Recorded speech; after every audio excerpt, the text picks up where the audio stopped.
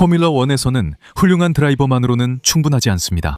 70년이 넘는 시간 동안 엔지니어들은 차량에 추가적인 속도를 줄 수 있는 아주 작은 이점이라도 찾기 위해 끊임없이 노력해왔습니다. 이로 인해 모터스포츠 역사상 가장 독특하고 가장 영리하며 가장 혁신적인 발명품들이 탄생하게 되었습니다. 6개의 바퀴를 가진 포뮬러 1 자동차부터 도로에 달라붙기 위해 거대한 펜을 사용하는 차량까지, 이 내용들은 이 영상에서 다룰 일부에 불과합니다. 여기서는 포뮬러 1에서의 독특한 발명품들과 당신이 아직 모를 수도 있는 가장 중요한 것들에 대해 이야기할 것입니다. 하지만 본격적으로 이야기를 시작하기 전에 여러분께 좋아요 한번 눌러주시고 채널 구독도 부탁드리고 싶습니다. 이것만으로도 콘텐츠 크리에이터들에게 큰 도움이 됩니다. 이제 시작하겠습니다. 10번 브라밤 VT46P, 너무 뛰어나 계속 경주할 수 없었던 자동차입니다. 만약 제가 어떤 포뮬러 1 자동차가 경주에 참가해서 너무 쉽게 우승한 다음 다시는 경주에 나오지 않았다고 말한다면 어떨까요? 정말 불가능하게 들리죠? 하지만 그 일은 실제로 브라밤 VT46P, 지금의 펜카에서 일어났습니다. 1970년대 후반, 새로운 기술이 포뮬러 1을 바꾸기 시작했습니다. 몇몇 팀들은 차량 아래의 공기를 이용해 도로에 더 강하게 밀착할 수 있다는 사실을 발견했습니다.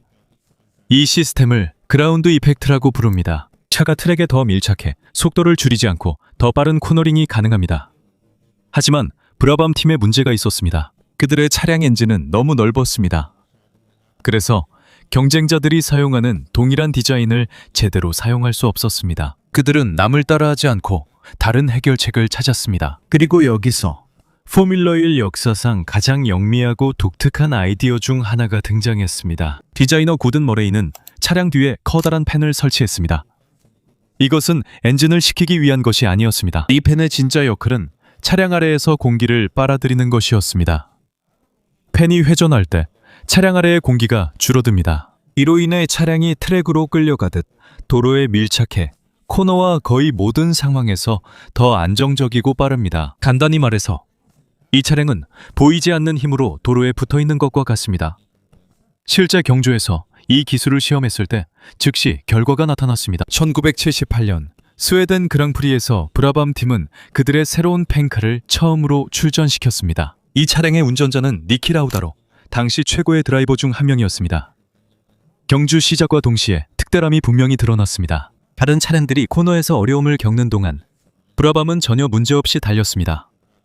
코너를 훨씬 더 빠르게 돌 수 있었습니다. 이 차량은 더 일찍 가속 페달을 밟을 수 있었습니다. 그리고 높은 속도에서도 훨씬 더 잘 제어되었습니다. 경주가 끝난 후 니키 라우다는 경쟁자들과 큰 격차로 우승을 차지했습니다. 패독에 있던 많은 사람들에게 메시지는 분명했습니다. 브라밤 팀은 다른 팀들이 따라올 수 없는 무언가를 발견했습니다. 하지만 성공과 함께 논란도 따랐습니다. 많은 팀들이 너무 강력하다고 불평했습니다. 펜카는 큰 우위를 점하고 있었습니다. 그들은 이것이 포뮬러 1 챔피언십 전체의 균형을 완전히 바꿔버릴까봐 두려워했습니다. 논쟁이 길어지기 전에 예상치 못한 결정이 내려졌습니다. 브라밤의 소유주 버니 에클스톤은 그 차량을 다시 사용하지 않기로 결정했습니다. 그래서 아무리 빨랐어도 이 차량은 단 한 번만 포뮬러 1에 참가했습니다. 그리고 단 한 번만 우승했습니다. 이로 인해 브라밤 BT46B는 독특한 기록을 갖게 되었습니다.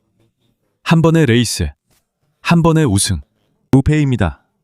지금까지도 이것은 포뮬러 1 역사상 가장 전설적인 차량 중 하나로 남아 있습니다. 가장 오랫동안 지배했기 때문이 아니라 창의적인 아이디어가 엔지니어링과 강한 승부욕이 결합될 때 얼마나 멀리 나아갈 수 있는지를 보여주었기 때문입니다. 넘버 9. 티렐 P34. 포뮬러 1에서 유일하게 6바퀴로 우승한 차량입니다. 포뮬러 1을 이야기할 때 우리는 보통 드라이버의 속도가 더 중요하다고 생각합니다. 하지만 사실 많은 경기는 엔지니어들의 독특한 아이디어 덕분에 이겨집니다. 그중 가장 독특한 예 중 하나는 6개의 바퀴를 가진 포뮬러 1 자동차입니다. 1976년 타이렐 레이싱이라는 팀이 마치 SF 영화에서 나온 것 같은 차량을 선보였습니다. 처음 보면 4개의 바퀴 대신 6개의 바퀴가 달려 있어서 디자인에 뭔가 이상이 있는 것처럼 보입니다. 이 차량은 앞에 작은 바퀴 4개, 뒤에 일반 바퀴 2개가 달려 있었습니다. 많은 사람들이 이것이 단순한 홍보용 쇼이라고 생각했지만 사실은 그렇지 않았습니다. 이 프로젝트의 주역은 데릭 가드너였습니다.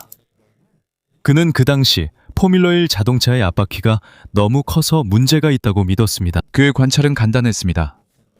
차량의 속도가 빨라질수록 더 많은 공기가 큰 바퀴에 부딪힌다는 것이었습니다. 이로 인해 공기 저항, 즉 자동차의 속도를 방해하는 힘이 증가하게 됩니다. 그래서 그는 독특한 해결책을 생각해냈습니다. 만약 2개의 큰 바퀴를 4개의 더 작은 바퀴로 바꾼다면 어떨까요?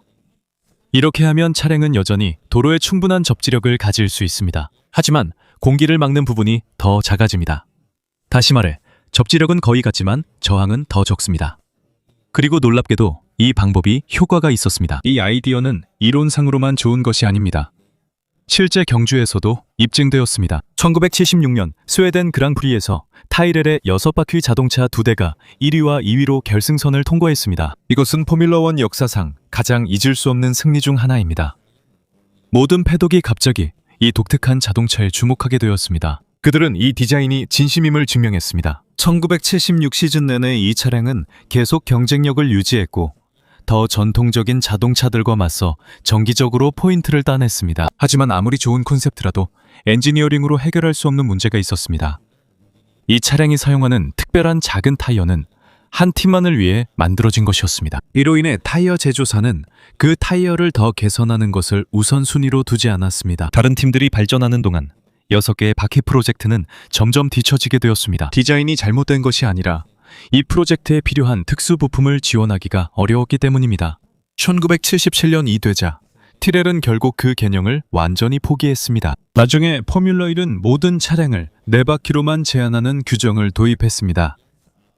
그 규정은 지금까지도 계속 유지되고 있습니다. 그럼에도 불구하고 모터스포츠 세계는 티렐 P34를 잊지 않았습니다. 왜냐하면 현재까지도 포뮬러 1 그랑프리에서 우승한 유일한 6바퀴 차량이기 때문입니다. 이것은 때때로 불가능해 보이는 아이디어가 경주에서 가장 큰 놀라움을 선사한다는 증거입니다. 넘버 8. F독, 맥라렌을 더 빠르게 만든 허점. 포뮬러 1에서는 항상 가장 강력한 엔진을 가진 팀이 이기는 것은 아닙니다. 때로는 진정한 이점이 거의 아무도 눈치채지 못하는 아주 작은 디테일에서 나옵니다. 그리고 2010년에 맥라렌은 바로 그런 것을 발견했습니다. 시즌 초반 몇몇 경기에서 다른 팀들은 맥라렌의 차량에 뭔가 이상한 점이 있다는 것을 눈치챘습니다. 트랙의 직선 구간에서 맥라렌은 대부분의 경쟁자들보다 더 빨랐습니다. 엔진이 더 큰 것도 아니었고 눈에 띄는 특별한 윙이나 바디워크도 없었습니다. 겉보기에는 차가 평범해 보였습니다. 하지만 데이터를 살펴보면 분명히 속도에서 우위가 있었습니다. 이 때문에 다른 팀들이 주사를 시작했습니다. 몇 주가 지나서야 그들은 맥라렌의 우위가 어디서 오는지 완전히 이해할 수 있었습니다. 그리고 답을 알게 되었을 때 많은 사람들이 믿을 수 없었습니다. 왜냐하면 그 비밀은 바로 드라이버의 몸에 달려 있었기 때문입니다. 이것을 이해하려면 먼저 리어 윙의 역할을 알아야 합니다. 리어 윙은 포뮬러 1 자동차 뒤쪽에 있는 날개와 같습니다. 이것은 차량이 도로에 더 잘 밀착되어 코너에서 더 큰 그립을 얻을 수 있도록 도와줍니다. 하지만 이것에는 대가가 따릅니다. 그립이 높아질수록 드래그, 즉 차량의 속도를 방해하는 공기 저항도 함께 증가합니다. 그래서 문제가 생깁니다. 코너에서는 많은 다운포스가 필요합니다. 하지만 트랙의 직선 구간에서는 더 빠르게 달리기 위해 드래그가 적은 것이 좋습니다. 보통 이 두 가지를 동시에 얻기는 어렵습니다. 하지만 맥라렌은 방법을 찾아냈습니다. 그들은 차량 내부에 특별한 에어 채널을 설치했습니다. 공기 흐름이 정상일 때는 리어윙이 완전히 작동해서 최대의 그립을 제공합니다. 하지만 드라이버가 자신의 다리나 무릎으로 조종석 근처에 작은 구멍을 막으면 시스템 내부의 공기 흐름 방향이 바뀝니다. 갑자기 리어윙의 효과가 줄어듭니다. 드래그가 적어지고 최고 속도가 더 높아집니다. 코너에 진입할 시간이 되면 드라이버는 자신의 발을 원래 위치로 되돌립니다. 그러면 차량의 모든 다운포스가 즉시 다시 돌아옵니다. 간단하게 들리지만 이 개념은 정말 똑똑합니다. 그리고 무엇보다도 합법적이었습니다. 그 당시에는 움직이는 에어로다이내믹 장치는 금지되어 있었습니다. 하지만 규정에 허점이 하나 있었습니다. 드라이버의 몸은 차량의 일부로 간주되지 않았습니다. 그래서 엄밀히 말하면 그들은 어떤 규칙도 위반하지 않았던 것입니다. 비밀이 밝혀지자 페라리와 레드불 같은 다른 팀들도 서둘러 자신들만의 버전을 만들었습니다. 하지만 맥라렌의 원래 시스템이 가장 효과적이었습니다. 얼마 지나지 않아 FIA도 이를 눈치챘습니다. 그들은 이 허점이 너무 특이하다고 보았습니다. 그래서 2010 시즌이 끝난 후 그들은 규정을 변경하여 드라이버의 몸을 이용해 차량의 공기역학적 성능을 변경하는 모든 시스템을 금지했습니다. FFDAC는 단 1년 만에 사라졌습니다. 하지만 그 짧은 시간 동안 그것은 포뮬러1 엔지니어들 이 아주 작은 이점이라도 찾기 위해 얼마나 멀리 갈 수 있는지를 보여주었습니다. 왜냐하면 때로는 승리와 패배의 차이가 무릎으로 작은 구멍을 단순히 가리는 것에서 시작되기 때문입니다. 7번째는 쿠퍼 T43 포뮬러1을 영원히 바꾼 디자인입니다. 지금은 포뮬러1 자동차의 엔진이 드라이버 뒤에 있는 것이 아주 당연하게 느껴지지만 한때는 모든 것이 정반대였습니다. 포뮬러1의 초창기에는 거의 모든 차량이 앞쪽에 엔진을 두고 있었습니다. 이것이 업계 전체에서 사용하던 디자인이었죠. 오랫동안 이렇게 해온 탓에 더 나은 방법을 의심한 사람은 거의 없었습니다. 그러나 1958년 작은 영국팀이 도전장을 내밀었습니다. 그리고 그들은 뭔가 색다른 것을 시도해봤습니다. 그들의 차량 이름은 쿠퍼 T43이었습니다. 엔진을 앞에 두는 대신 운전자의 뒤쪽에 배치한 것이죠. 처음에는 많은 사람들이 확신하지 못했습니다. 사실 이 차는 그리드에서 가장 강력한 자동차도 아니었고 최고의 공기역학을 가진 것도 아니었습니다. 하지만 이 차에는 아주 중요한 이점이 있었습니다. 바로 더 나은 균형이었죠.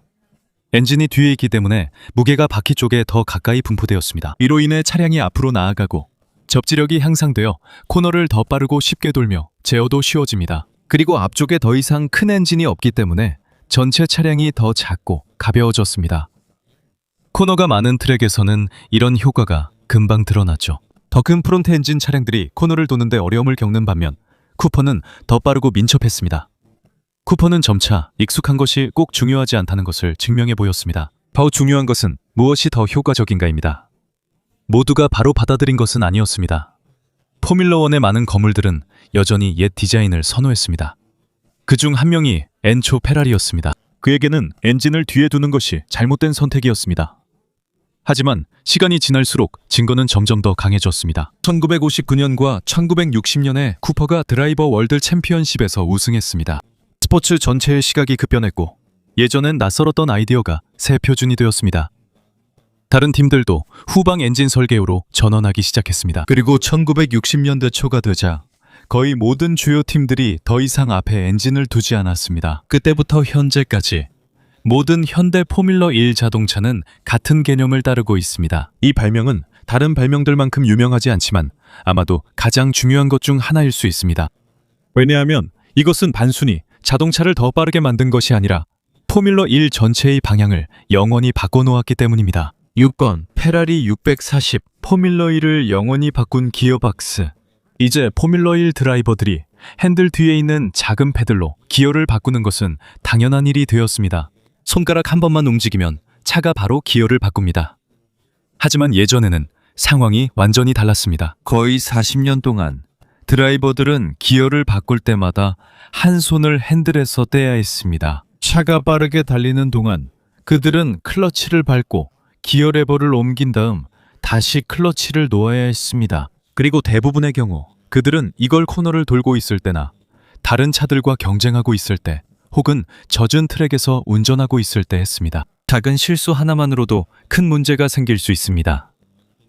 기어박스가 고장날 수도 있습니다. 손이를 잃을 수도 있습니다. 그리고 때로는 우승할 기회를 놓칠 수도 있습니다. 그래서 1989년에 페라리는 포뮬러 1의 주행 방식을 완전히 바꿔놓은 기술을 도입했습니다. 이것이 페라리 640입니다. 최초로 반자동 패들 시프트 기어박스를 사용한 포뮬러 1 자동차입니다. 기어 레버 대신 핸들 뒤에 두 개의 작은 패들이 설치되었습니다. 업시프트를 하고 싶을 때는 한쪽 패드를 당기면 됩니다. 다운시프트를 하고 싶을 때는 반대쪽 패드를 당기면 됩니다. 더 이상 기어 스틱이 없습니다. 더 이상 핸들을 놓을 필요도 없습니다. 경주 중에 복잡한 동작도 사라졌습니다. 더 빠르고 더 간단하며 더 안전합니다. 이 시스템은 유명한 엔지니어 존 바나드가 진행한 프로젝트 중 하나입니다. 그의 목표는 기어 변속을 더 빠르게 하고 드라이버들이 저지르는 실수를 줄이는 것이었습니다. 하지만 많은 새로운 기술들과 마찬가지로 처음부터 모든 것이 완벽하지는 않았습니다. 초기 레이스들에서 페라리 640은 자주 문제를 일으켰습니다. 그 전자장치와 유압 시스템은 당시로서는 완전히 새로운 것이었습니다. 그리고 포뮬러 1의 극심한 열기, 진동, 스트레스로 인해 자주 고장이 났습니다. 페라리는 기어박스 고장 때문에 여러 번 경주를 완주하지 못했습니다.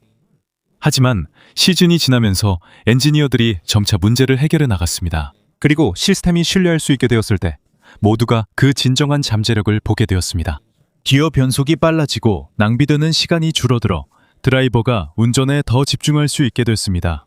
이것이 엄청난 이점을 가져다 주었기 때문에 곧 다른 팀들도 자신들만의 버전을 만들기 시작했습니다. 불과 몇 년 만에 거의 모든 포뮬러 1팀이 패들 시프트, 기어박스를 사용하게 되었습니다. 그리고 그 영향력은 거기서 끝나지 않았습니다. 결국 이 기술은 내구 레이싱, 투어링카, 랠리 레이싱, 그리고 일반인도 구매할 수 있는 스포츠카에도 도입되었습니다. 현재 거의 모든 현대 슈퍼카는 1989년 페라리가 처음 선보인 아이디어에서 비롯된 시스템을 사용하고 있습니다. 기어 변속 방식을 단순하게 바꾼 것이 모터스포츠의 판도를 완전히 바꿔놓았습니다. 다섯 번째, 맥라렌 MP41, 수많은 생명을 구한 안전 혁신. 우리가 포뮬러 1에서 심각한 충돌 사고를 볼 때, 그리고 드라이버가 여전히 걸어서 나오는 모습을 보면 우리는 종종 그것이 기적이라고 생각합니다. 하지만 사실 그것은 수십 년간의 엔지니어링과 안전 개발의 결과입니다. 그리고 오늘날 포뮬러 1이 훨씬 더 안전해진 가장 중요한 이유 중 하나는 1998년 1년에 시작되었습니다. 포뮬러 1이 더 안전해진 주요 이유 중 하나는 알루미늄 셰시 덕분입니다. 이는 가볍고 튼튼합니다. 하지만 충돌이 너무 강할 때는 큰 약점이 있습니다. 차량의 구조가 쉽게 변형되거나 부서질 수 있습니다. 그리고 그런 일이 발생하면 보통 운전자가 위험에 처하게 됩니다. 그래서 맥라렌은 그 당시 포뮬러 1에서 거의 사용되지 않았던 소재를 시도하기로 결정했습니다. 바로 카본 파이버입니다. 이 소재는 강도와 가벼움이라는 독특한 조합 때문에 항공 우주 산업에서 사용됩니다. 알루미늄보다 더 튼튼하지만 무게는 더 가볍습니다. 하지만 그뿐만 아니라 충격을 흡수하는 방식도 다릅니다. 알루미늄은 구부러지거나 찌그러지지만 카본 파이버는 충돌 에너지의 대부분을 흡수하면서 서서히 부서집니다. 쉽게 말해 운전자의 몸에 전달되는 힘이 더 적다는 뜻입니다. 1981년 맥라렌은 MP41을 선보였습니다. 이것은 풀카본 파이버 모노코크를 사용한 최초의 포뮬러 1 자동차였습니다. 처음에는 많은 사람들이 의심했습니다. 새로운 소재였으니까요. 아직 아무도 이 소재가 실제 고속 충돌에서 어떻게 작동할지 몰랐습니다. 하지만 사고가 발생하자 답은 빠르게 드러났습니다. 과거에는 심각한 부상을 초래할 수 있었던 충돌에서도 더 많은 드라이버들이 살아남았고 큰 부상 없이 빠져나올 수 있었습니다. 카본 파이버는 알루미늄의 대체제일 뿐만 아니라 더 뛰어나고 더 안전하며 드라이버의 생명을 보호하는 데 훨씬 더 효과적이라는 것이 입증되었습니다. 이 기술의 성공으로 다른 팀들도 같은 디자인을 따르기 시작했습니다. 곧 이것은 포뮬러 1 전체의 새로운 표준이 되었습니다. 오늘날까지 모든 포뮬러 1 자동차는 카본 파이버 서바이벌 셀을 사용하고 있습니다. 차량이 레이스에 참가하기 전에 반드시 FIA의 엄격한 충돌 테스트를 통과해야 합니다. 그리고 우리가 아주 심각한 사고에서 드라이버가 걸어 나오는 모습을 볼 때 그 이유 중 하나는 맥라렌 MP4/1, 이 처음 선보인 기술 덕분일 가능성이 큽니다. 이것은 포뮬러 1에서 가장 빠른 발명품은 아닙니다. 가장 독특한 것도 아닙니다. 하지만 아마도 가장 중요한 것 중 하나일 것입니다. 왜냐하면 단순히 속도를 제공하는 것이 아니라 수많은 드라이버들이 살아서 집으로 돌아갈 수 있는 기회를 주었기 때문입니다. 4번, DRS, 추월을 영원히 바꾼 버튼. 포뮬러 1에서는 빠르기만 해서는 충분하지 않습니다.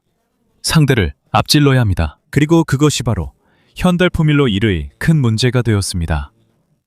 기술이 발전할수록 차량의 공기역학적 성능이 더 강해집니다. 코너를 더 빠르게 돌 수 있게 되죠. 고속에서도 더 안정적입니다. 하지만 그에 따른 대가가 있습니다. 탄 차량이 앞차에 너무 가까이 붙으면 필요한 공기 흐름이 방해를 받아 충분한 다운포스를 얻지 못하게 됩니다. 그래서 그립을 잃게 되죠. 타이어가 더 뜨거워지고 상대 차량에 바짝 붙어 달리기가 어려워집니다. 쉽게 말해 아무리 드라이버가 빨라도 추월하기가 힘들다는 뜻이죠. 원주가 종종 차량들이 긴 줄을 이루며 거의 순위 변동 없이 달리는 상황으로 이어지곤 합니다. 그래서 2011년에 포뮬러 1은 DRS, 즉 드래그 리덕션 시스템이라는 시스템을 도입했습니다. 이 시스템의 아이디어는 아주 간단합니다. 차량의 리어 윙에는 적절한 순간에 열릴 수 있는 작은 부분이 있습니다. 이 부분이 열리면 드래그, 즉 속도를 방해하는 공기 저항이 줄어듭니다. 그래서 차량의 최고 속도가 트랙의 직선 구간에서 더 높아집니다. 하지만 이 기능은 아무 때나 사용할 수 없습니다. 몇 가지 조건이 있습니다. 드라이버가 앞에 있는 차량에 가까이 있어야 합니다. 그리고 드라이버는 DRS 존이라고 불리는 트랙의 특별한 구간에 있어야 합니다. 이 조건들이 충족되면 드라이버는 버튼을 눌러 추가 속도를 얻어 추월을 시도할 수 있습니다. 이 시스템은 곧바로 포뮬러1의 중요한 부분이 되었습니다. 추월이 많아졌고 경쟁이 더 공격적으로 변했습니다. 관중들은 더 많은 휠-투-휠 배틀을 볼 수 있었지만 모두가 만족하진 않았습니다. 일부 드라이버와 팬들은 DRS를 사용하면 추월이 너무 쉬워진다고 생각합니다. 그들에게 이것은 진정한 경쟁이 아니라고 합니다. 마치 뒤에 있는 드라이버에게 인위적인 이점을 주는 것 같다는 말이죠. 하지만 이를 지지하는 사람들은 트랙에서 거의 아무런 액션이 없는 것보다는 추월이 있는 게 낫다고 생각합니다. 그리고 논쟁은 계속되고 있습니다. 하지만 여기에 대한 당신의 의견이 어떻든 한 가지는 분명합니다. DRS는 현대 포뮬러1에서 레이스 방식 자체를 바꿔놓았습니다. 그리고 지난 10년간 가장 흥미진진했던 많은 배틀들이 단순히 버튼 하나를 누르는 것으로 시작됐습니다. 3번. 윌리엄스 FW14B, 미래에서 온 컴퓨터 제어 자동차. 만약 제가 어떤 포뮬러1 자동차가 경쟁자들보다 너무나도 압도적으로 강해서 FIA가 FW14B의 기술을 금지할 수밖에 없었다고 말한다면 어떨까요? 그것이 바로 윌리엄스 FW14B의 이야기입니다. 1992년 윌리엄스는 포뮬러1에서 지배적인 존재가 되었습니다. 시즌 첫 10경기 중 9경기를 우승하며 윌리엄스는 빠르게 챔피언을 확정지었습니다. 하지만 이 성공은 단순히 드라이버의 실력 때문만은 아니었습니다. 그들은 액티브 서스펜션 기술을 보유하고 있었습니다. 일반 자동차에서는 차체가 자연스럽게 움직입니다. 가속하거나 브레이크를 밟거나 회전할 때. 이 문제는 공기역학과 성능에 영향을 줄 수 있습니다. 하지만 윌리엄스 FW14B는 컴퓨터로 제어되는 유압 시스템을 사용합니다. 센서들이 차량의 움직임을 계속 측정하고 컴퓨터가 초당 수백 번씩 서스펜션을 조정합니다. 이 덕분에 차량은 고속주행, 강한 제동, 빠른 코너링에서도 거의 평평하고 안정적으로 유지됩니다. 그 결과 이 자동차는 경쟁자들에 비해 엄청난 우위를 가지게 되었습니다. 나이젤 맨설이 물면 윌리엄스는 거의 막을 수 없었습니다. 심지어 그의 팀 동료 리카르도 파트레세도 그리드 선두에서 꾸준히 경쟁하며 이들의 성공이 단지 드라이버 때문만이 아님을 보여주었습니다. 기술의 영향도 컸습니다. 격차가 커지자 많은 이들이 의문을 가졌습니다. 여전히 드라이버들의 경쟁인가요? 아니면 이제 컴퓨터와 기업의 싸움일까요? 결국 FIA가 결정을 내렸습니다. 1993 시즌이 끝난 후 그들은 액티브 서스펜션과 기타 전자식 드라이버 보조 장치를 금지하여 드라이버가 경주에서 더 큰 역할을 하도록 했습니다. 오늘날까지도 윌리엄스 FW14B는 가장 진보되고 가장 지배적인 포뮬러1 자동차 중 하나로 남아 있습니다. 이 차량은 너무나 뛰어나서 규정 제정자들조차 그 잠재력에 두려움을 느꼈습니다. 두 번째는 로터스 79, 포뮬러1을 영원히 바꾼 발명품입니다. 포뮬러1을 완전히 바꾼 발명품이 있다면 많은 전문가들은 그라운드 이펙트라고 믿습니다. 그리고 이 기술을 유명하게 만든 차량이 바로 로터스 79입니다. 1970년대 후반, 대부분의 팀들은 더 많은 다운포스를 만들기 위해 더 큰 윙을 추가하는 데 집중했습니다. 하지만 로터스의 창립자이자 디자이너인 콜린 체프먼은 다른 시각을 가졌습니다. 그는 차량의 윗부분이 아니라 아랫부분을 주목했습니다. 그는 자동차의 하부를 제대로 설계하면 저압 영역을 만들어 차량을 트랙 쪽으로 아래로 끌어당길 수 있다는 것을 발견했습니다. 즉, 자동차가 더 빨라질수록 도로에 더 단단히 달라붙게 됩니다. 그리고 이 방법의 가장 좋은 점은 에어로다이내믹 드래그를 크게 늘리지 않으면서도 강한 다운포스를 만들어낼 수 있다는 것입니다. 1978년에 로터스 79가 처음 공개되었을 때 이 차는 1970년대의 위력을 즉시 보여주었습니다. 마리오 안드레티의 손에서 이 차량은 시즌 내내 압도적인 지배력을 보였습니다. 그는 6번의 레이스에서 우승했고 그의 팀 동료 로니 피터선도 몇 번 더 우승했습니다. 곧 모든 팀이 그들의 비밀을 눈치채게 되었습니다. 그리고 포뮬러 1에서 자주 일어나는 것처럼 그들의 성공을 모방하려는 경쟁이 시작되었습니다. 불과 몇 년 만에 거의 모든 경쟁팀이 그라운드 이펙트 클리어런스를 사용하게 되었습니다. 하지만 이 엄청난 성능에는 대가가 따릅니다. 차량 하부의 공기 흐름이 방해를 받으면 다운포스가 갑자기 사라져 드라이버가 제어를 잃을 수 있습니다. 이로 인해 몇몇 심각한 사고가 발생했고 결국 FIA는 이 기술의 일부를 제한하게 되었습니다. 하지만 규정이 변경되었음에도 불구하고 그라운드 이펙트의 기본 원리는 결코 사라지지 않았습니다. 사실 현대 포뮬러 1에서도 여전히 사용되고 있습니다. 현재 차량의 다운포스 대부분은 여전히 자동차 하부에서 발생합니다. 이 아이디어는 수십 년 전 로터스가 처음 선보인 것이었습니다. 포뮬러 1에는 수많은 발명이 등장했다가 사라졌습니다. 어떤 것은 금지되었고 어떤 것은 잊혀졌습니다. 하지만 그라운드 이펙트는 현재까지도 이 스포츠의 일부로 남아 있습니다. 그리고 레이싱카 디자인에 미친 영향이 워낙 커서 많은 사람들이 이것을 포뮬러 1 역사상 가장 중요한 공기역학 혁신이라고 생각합니다. 넘버 1. 헤일로. 비평가들을 잠재운 안전장치. 포뮬러 1에서 가장 중요한 발명품들이 모두 자동차를 더 빠르게 만들기 위해 만들어진 것은 아닙니다. 일부는 드라이버의 생명을 구하기 위해 만들어졌습니다. 그리고 이것의 가장 좋은 예가 바로 헤일로입니다. 2018년 모든 포뮬러 1 자동차에 헤일로 사용이 의무화되었습니다. 이것은 운전석 위에 설치된 견고한 티타늄 구조물로 드라이버의 머리를 사고로부터 보호합니다. 또는 레이스 중에 드라이버에게 날아올 수 있는 큰 부품들로부터 보호합니다. 하지만 처음에는 많은 팬들과 일부 드라이버들조차 이에 반대했습니다. 그들에게는 헤일로가 보기 안 좋다고 생각되었습니다.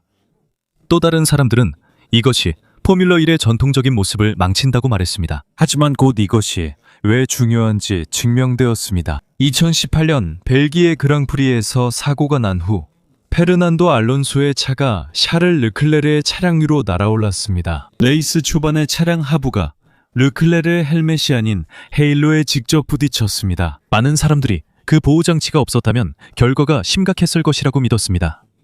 하지만 가장 유명한 사례는 2020년 바레인 그랑프리에서 일어났습니다.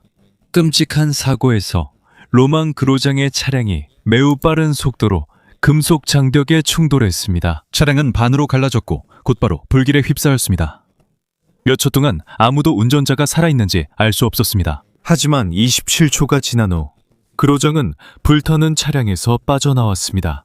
사고 후 조사에 따르면 그의 생존에 큰 역할을 한 것은 바로 헤일로 장치로 이 장치가 방호벽이 그의 머리를 직접적으로 타격하는 것을 막아주었습니다. 이 장치는 포뮬러 1과 하위 레이싱 카테고리의 여러 심각한 사고에서 여러 번 도움이 되었으며 비판도 점차 사라졌습니다. 과거엔 못생기고 불필요하다 여겨졌던 것이 이제 중요한 안전장치로 인식됩니다. 불과 몇 년 만에 헤일로는 차량의 외관보다 안전이 더 중요하다는 것을 입증했습니다. 그리고 많은 드라이버들에게 이것은 그들에게 인생의 두 번째 기회를 준 발명품일지도 모릅니다.